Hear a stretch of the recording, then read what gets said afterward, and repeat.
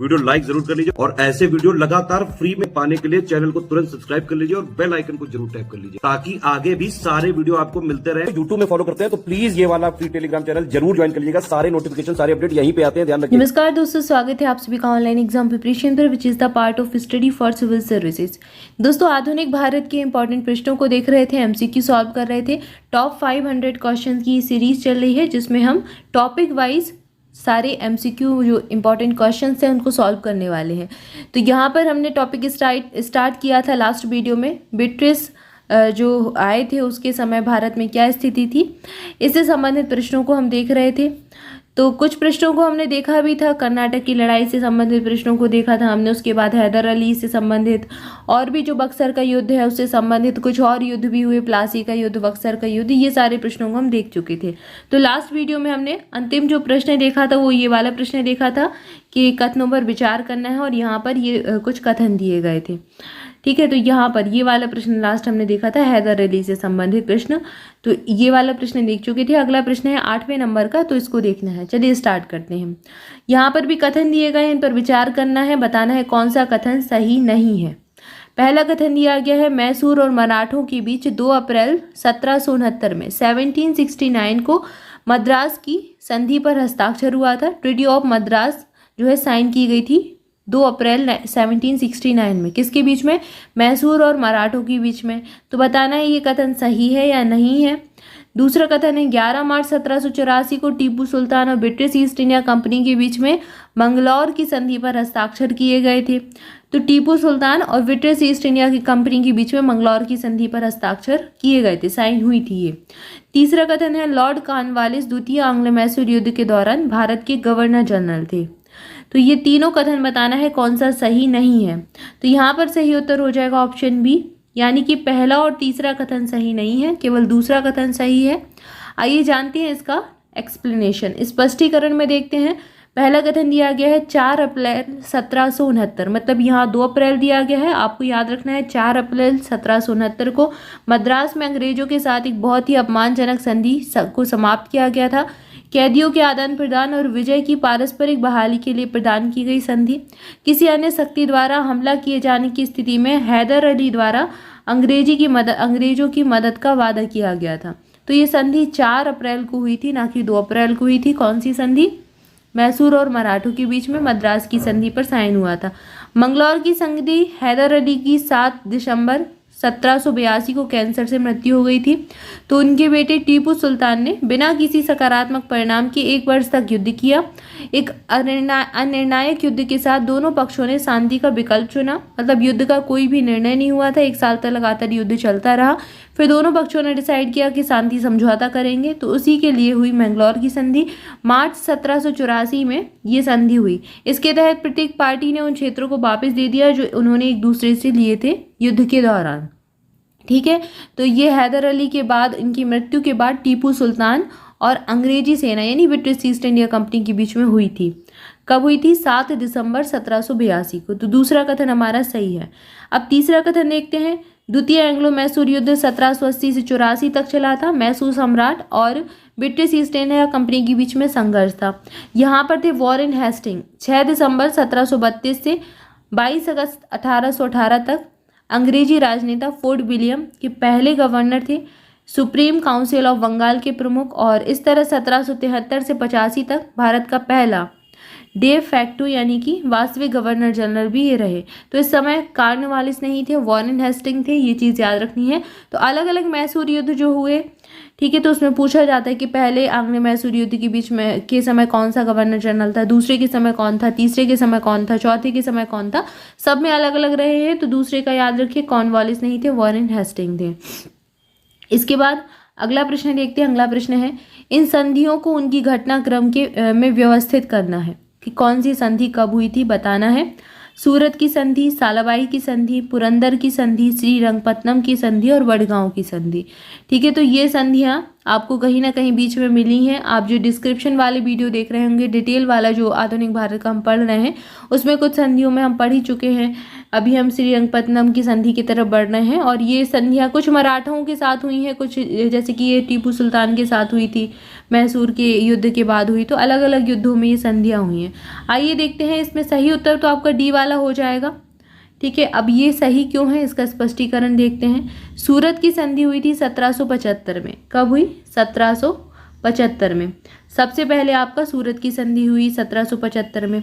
इसके द्वारा पेशवाओं के सिंहासन के दावेदार में से एक रघुनाथ राव ने खुद को पूना में बहाल होने से के मद्देनजर से अंग्रेजों से की और सालसेट और वेसीन किले को अंग्रेजों को सौंपने पर सहमति दे दी। तो ये संधि रघुनाथ राव के बीच में और अंग्रेजों के बीच में हुई। इन्होंने क्या कहा? इन्होंने कहा हम आपको सालसेट दे देंगे, बेसिन दे देंगे, बेसिन के किले दे देंगे, और ये संधि इन्होंने सूरत की संधि की थी। इसे पहले एंग्लो मराठा युद्ध के रूप में जाना जाता था। तो एंग्लो मराठा, पहला अंग्रेजी और मराठाओं के जो बीच युद्ध हुआ उसके बाद ये संधि हुई है। दूसरा है, प्रथम आंग्ल मराठा युद्ध के परिणाम को निपटाने के लिए लंबी वार्ता के बाद मराठा साम्राज्य और ब्रिटिश ईस्ट इंडिया कंपनी के प्रतिनिधियों द्वारा 17 मई 1782 को सालवाई की संधि पर हस्ताक्षर किए गए। तो 1782 में हुई सालवाई की संधि। इनकी डेट याद रखनी है, इंडिविजुअल एग्जाम में पूछी गई है। सूरत की संधि तो पूछी चुके हैं, सालवाई की संधि भी बहुत आपको मिलाने को भी पूछी जाती है, जोड़ी मिलान में। अब यहाँ तो क्रम पूछ लिया आपसे, हो सकता है पूछ ले कि यहाँ पर एक तरफ संधियाँ दे दें, एक तरफ आपको उनकी डेट दे दें और फिर कहें कि जोड़ी मिलाइए कब कौन सी हुई थी। तो सूरत की 75 में हुई, सालवाई की 1782 में हुई। डेट सहित इनको याद रखना है, 6 मार्च 1775, 17 मई 1782। इसके अलावा ब्रिटिश कलकत्ता काउंसिल ने भारत के दूसरी ओर सूरत की संधि 1775 की निंदा की और कर्नल उपटन को पुणे भेजकर इसको रद्द करने के लिए एक और नई संधि की, जिसको कहा गया पुरंदर की संधि, जो हुई 1776 में। अब यहाँ पर आप यहाँ से कनेक्ट कर पा रहे होंगे कि सबसे पहले 1775 में सूरत की संधि, फिर आ जाएगा आपका सी वाला नंबर 1776 में पुरंदर की संधि, इसको समाप्त करने को हुई। फिर आपका जो एंग्लो वाला युद्ध चल रहा था, उसके पहले तो खैर बड़गांव की संधि हो गई, बड़गांव के बाद फिर सालाबाई की संधि हुई। तो ये एक एक करके आपको क्लियर हो जाएंगी चीज़ें। चलिए आगे देखते हैं इसको। तो यहाँ पर इन्होंने इनको पुरंदर इनको भेजा वहाँ पर ये संधि खत्म करने को, जिसमें रघुनाथ का पद से त्याग करने और उन्हें पेंशन देने का वादा किया गया, लेकिन बॉम्बे सरकार ने इसे अस्वीकार कर दिया और रघुनाथ को शरण दे दी। इसके बाद है 18 मार्च 1992 को हस्ताक्षरित हुई श्रीरंगपट्टनम की संधि ने तीसरे एंग्लो मैसूर युद्ध को समाप्त किया था। इसके हस्ताक्षरकर्ताओं में ब्रिटिश ईस्ट इंडिया कंपनी की ओर से लॉर्ड कॉर्नवालिस थे। तो आपका जो तीसरा अंग्रेजी मैसूर युद्ध था, दूसरे में वॉरेन हेस्टिंग थे, तीसरे में आए थे कॉर्नवालिस। हैदराबाद के निजाम और मराठा साम्राज्य के प्रतिनिधि और मैसूर के शासक टीपू सुल्तान यहाँ पर शामिल थे। इसके बाद है 16 जनवरी 1779 में बड़गांव की संधि पर हस्ताक्षर हुए थे। यहाँ पर मराठाओं की जीत हुई थी। उत्तरी भारत के सुदृढ़ीकरण कर्नल बाद में जनरल थॉमस बिंघम गोडार्ड द्वारा कमान संभाली गई। बॉम्बे बल को बचाने के लिए बहुत यहाँ पर देर हो गई थी। तो ये संधि मराठाओं और अंग्रेजों के बीच हुई थी, बड़गांव की संधि 1779 में, 1779 में। ठीक है, तो ये तो अलग ही संधि है। ये 1779 में हुई थी, ये 1775 में हुई, ये 1776 में हुई। इसके बाद यहाँ पर ये श्रीरंगपट्टनम की संधि फिर सबसे लास्ट में आ जाती है, तो आपका ये डी वाला आ जाएगा। ठीक है, तो इसको बड़गांव की पहले कर लो, उसके बाद फिर आपकी ये सालाबाई की आ जाएगी संधि। तो अब आप यहाँ पर आपको क्लियर होंगे, सूरत की संधि हुई, फिर उसको खत्म करने के लिए पुरंदर की संधि हुई, फिर एंग्लो जो पहला एंग्लो मराठा युद्ध चल रहा था उसको खत्म करने के लिए सालाबाई की संधि आपकी 1782 में हुई थी। इसके बाद आपकी यहाँ पर बड़गांव की संधि हो जाती है। ठीक है, 1779 में, 1779 में। उसके बाद आपकी श्रीरंगपट्टनम की संधि होती है, सबसे लास्ट में दी गई है 1792 में। इसकी डेट भी याद रखें, 18 मार्च 1792। टीपू सुल्तान और अंग्रेजों और मैसूर की भी, मतलब मैसूर के जो राजा थे, टीपू सुल्तान शासक थे यहाँ पर, इनके बीच में ये संधि हुई थी। और यहाँ पर गवर्नर जनरल कौन था? तो अंग्रेजों की तरफ से लॉर्ड कॉर्नवालिस था। दोनों को याद रखें। इसके बाद चलिए आगे बढ़ते अगला प्रश्न देखते हैं। अगला प्रश्न है, इन कथनों पर विचार करना है, बताना है कौन सा कथन सही है। पहला कथन दिया गया है, बंदा बहादुर को फर्रुखशियर ने हराया और 1716 में मौत के घाट उतार दिया। 1799 में रणजीत सिंह को अफगानिस्तान के शासक जमन शाह द्वारा लाहौर का गवर्नर नियुक्त किया गया था। रणजीत सिंह ने कंपनी के साथ अमृतसर 25 अप्रैल 1809 की संधि पर हस्ताक्षर करने पर सहमति व्यक्त की। अब इन कथनों में से कौन सा कथन सही है ये बताना है। सही उत्तर है ऑप्शन डी, यानी कि सारे कथन सही दिए गए हैं, तीनों कथन सही है। आइए इनका एक्सप्लेनेशन देखते हैं। पहला कथन दिया गया है, अंतिम सिख गुरु गुरु गोविंद सिंह की हत्या के बाद बंदा बहादुर के नेतृत्व में सिखों के एक वर्ग ने बहादुर शाह के शासन के दौरान मुगलों के खिलाफ विद्रोह किया था। 1715 में बंदा बहादुर को फर्रुखशियर ने हराया और 1716 में मौत के घाट उतार दिया था।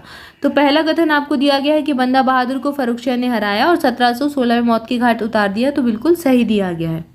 दूसरा कथन है, अगले 3 दशकों तक चले सत्ता संघर्ष के कारण अफगानिस्तान में भी गृह युद्ध चल रहा था, उलझ गया था अफगानिस्तान गृह युद्ध में।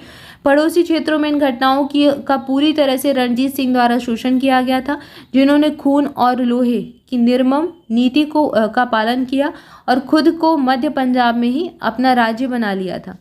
1799 में अफगानिस्तान के शासक जमन शाह द्वारा रणजीत सिंह को लाहौर का गवर्नर नियुक्त किया गया।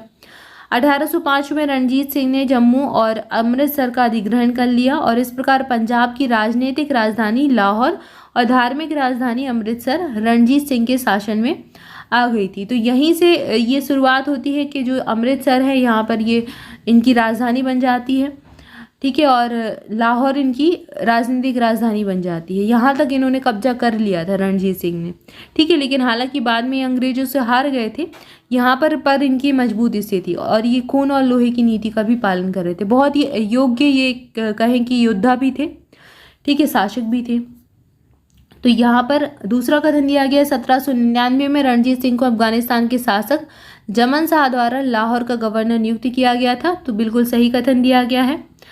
अगला यहाँ पर आपको कथन दिया गया है, रणजीत सिंह ने शर्त पर एक आक्रामक और रक्षात्मक गठबंधन के मैडकॉफ के प्रस्ताव को स्वीकार करने की पेशकश की कि सिख अफगान युद्ध के मामले में अंग्रेजी तटस्थ रहेंगे और मालवा सिस सतलज यानी कि सहित पूरे पंजाब के संप्रभु रणजीत सिंह पर विचार करेंगी। प्रदेशों में हालांकि वार्ता ये विफल हो गई थी, अंग्रेज इस पर सहमत नहीं हुए।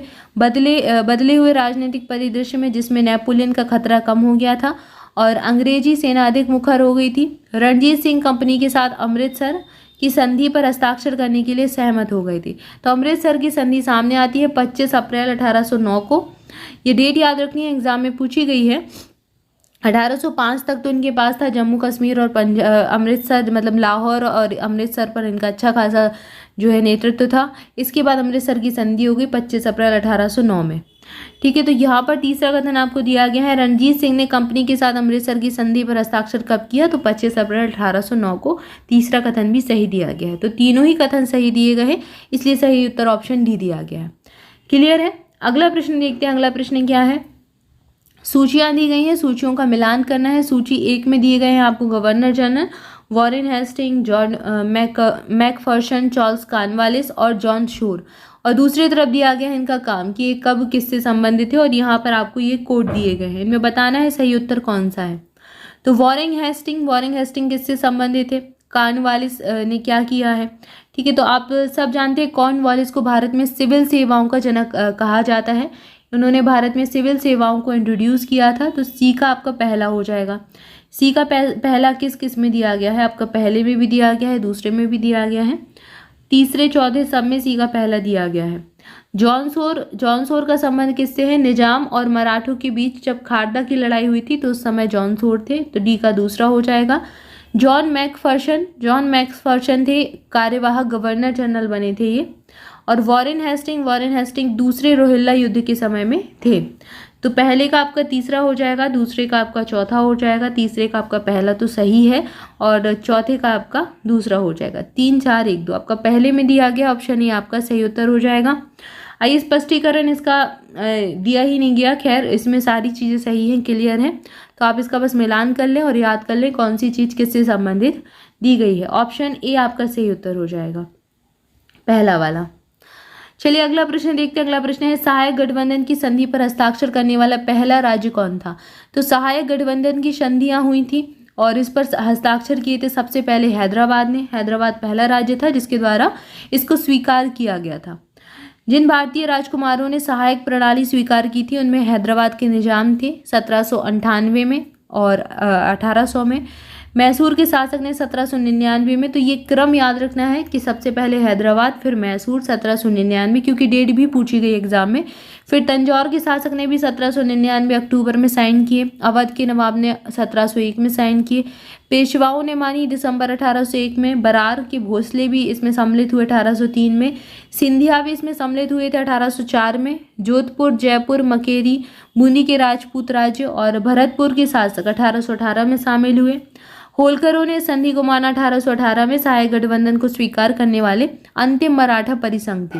1818 में होलकर भी इसमें शामिल हो गए थे। ये क्रम एग्जाम में पूछा भी गया है, क्रम से भी पूछ सकते हैं, इंडिविजुअल भी पूछ सकते हैं। तो याद रखना है हैदराबाद सबसे पहले शामिल हुए, उसके बाद क्रम से फिर हैदराबाद, मैसूर, अवध, तंजौर, अवध, पेशवा, ये क्रम पूछा गया है। अगला प्रश्न है, निम्नलिखित कथनों पर विचार कीजिए। Lord William Bentinck governor general थे जब डॉक्ट्रिन ऑफ लैप्स को स्पष्ट किया गया था। सगोली की संधि एंग्लो नेपाली युद्ध के बाद में लड़ी गई थी, बाद में हुई थी। और ब्रिटिश भारत में बर्मा का विलय 1885 में हुआ था। तीनों ही कथन सही दिए गए हैं, एग्जाम में पूछे गए प्रश्न हैं। अब आइए देखते हैं ये तीनों कथन का स्पष्टीकरण। पहला कथन दिया गया है कि जो लॉर्ड विलियम बेंटिंक है ये डॉक्ट्रिन ऑफ लैप्स के समय गवर्नर जनरल थे। यह नीति लॉर्ड डलहौजी की सबसे लोकप्रिय नीति थी, लॉर्ड डलहौजी के साथ जुड़ी सबसे अधिक लोकप्रिय नीति थी। और इनके बारे में कहें तो 1848 से 1856 के बीच में भारत में ईस्ट इंडिया कंपनी के गवर्नर जनरल ही रहे थे लॉर्ड डलहौजी। हालांकि 1834 की शुरुआत में ईस्ट इंडिया कंपनी के निर्देशकों के न्यायालय द्वारा स्पष्ट किया गया। Lord William Bentinck governor general थे उस समय, और कई छोटे राज्यों में पहले से ही इस सिद्धांत को मिला लिया गया था। डॉक्ट्रिन ऑफ लैप्स क्या कहलाता है? गोद निषेध प्रणाली। गोद निषेध प्रणाली यानी कि जहाँ पर कोई शासक नहीं है या फिर कोई उत्तराधिकार नहीं है, उन क्षेत्रों को ये अपने प्रदेश में मिला लेते थे। विस्तार की नीति भी कहा गया था इसको। इन्होंने अलग अलग तरीके से अंग्रेजों ने विस्तार किया था भारत में।